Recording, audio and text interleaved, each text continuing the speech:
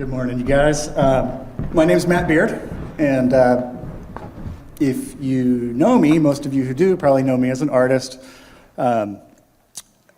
What you might not know is there are many days where I kind of consider my entire art life just a big elaborate ruse to cover for a habit I have of writing odd poems.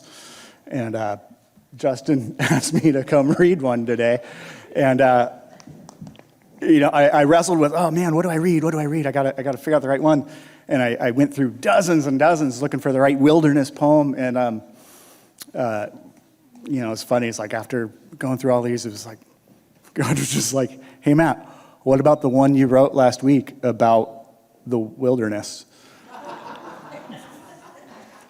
Like, so yeah, we're gonna do that one. It's a wilderness poem. It's a poem of freedom. It's a poem of the freedom that comes. I don't know about you guys. When I'm in the wilderness, it's usually a time when I don't really know who I am. It's a time I've forgotten. So this is a way, a creative telling of a way that the risen Christ meets me in those times, sometimes daily, and reminds me of who I am. And the freedom that comes from that is sometimes it's not what I ever expected. Sometimes it's a little surprising. So anyway, the poem is called, well, it's a poem, it's a story, but it's a poem. It's called The Zoo. I was just a young monkey in a beautiful, terrible jungle under the dome of a bright blue sky from which the eagle dipped down and rose again with monkey in its claw. Beside a crystal clear river full of monkey devouring fish, beneath soaring green trees with branches made of venomous snakes and limbs full of golden chimpanzees, those greedy thieves, they were mean. One of them took my mother, stole her away from me while she slept on a branch all her own, hanging over rich earthen loam on which the lion paw roamed. Everything here was beautiful and hungry for monkey. But the lion was the hungriest of them all. So I became a lion tamer, and I learned to play the part well. I built my own lonely zoo, a zoo with nets overhead to define doctrines of the sky and limit the flight of its wings, a zoo with recirculating water pumps and concrete channels designed to remind one of rivers, but with no fin or scale within, a zoo with very solidly medium-height North American maple trees because they grew well in this climate,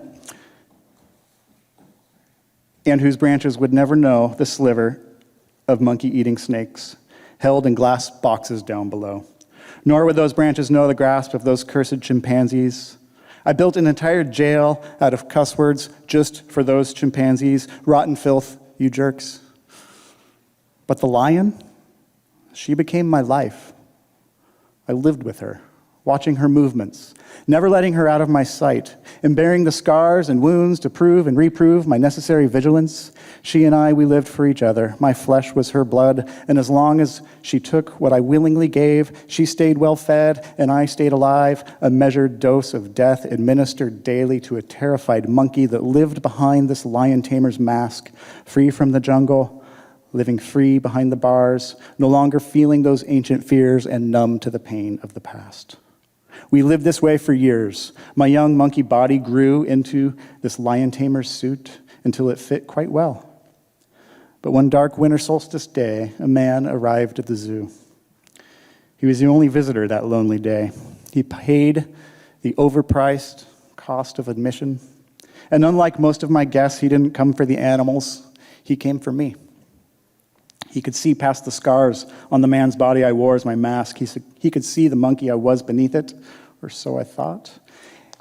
And my fear of the beast, he saw that too, but he himself held none. He patiently walked with me to lovingly study each and every one in their unnatural enclosures, reaping the benefits of the perfect compartmentalization of all the interconnected species. And as much as I would have liked it, if he'd fed laxative-laced bananas to those chimpanzees, instead, he just stood and smiled and watched and loved them too. But the lion was his favorite one of all, not because of her appetite for monkey, but because of what she had become to me. So after a long silence, he finally spoke. He asked if I wanted to be free. I told him I was free. I would never go back to that terrible jungle. To which he replied, "My child, you are the jungle. You are the sky. You are the soaring wings, and you are the depths, and that which swims in the flowing deep. You are the branches. You are the snakes. You are the vine, and you are the tree. You are even the chimpanzee. And you are the lion too. The only thing you are not is the monkey in this zoo. You are a child of man, and you are as I am, and all of this is for you." After he said this, I beheld my trembling body lying behind this mask of a man, skinny and upright, smooth and pale, and I knew that it was true. So right then and there, and that very day, I opened the gates of the zoo, all of the beautiful beasts free on earth. And after a long, awkward pause before their gates, even those chimpanzees too. All these creatures, never meant to be contained, free to soar the heavens of my spirit, free to swim the depths of my mind, free to roam the earth of my body, free to disappear in the depths of the wilderness that I am. And I'm free to love this wild jungle and all that it contains, to tend this garden of my life and no longer be afraid. Now every sighting of each and every beast has become a beautiful event, where I stop and watch and wait and study and love, and let the presence of each beast in its proper home become a sacred moment to be shared by the beast and myself alone. Now, the animal control officers and the police, they came later to question my actions, but by then, the animals were long gone. They were finding their homes in this beautiful, wonderful jungle, suddenly thriving in the parkways and backyards of the rattled residents of this town. And contrary to the sudden onslaught of complaints by the armies of armchair animal experts on the local chimpanzee newsfeed commentaries, by this time, there was nothing I could do. Every last animal had already left the zoo.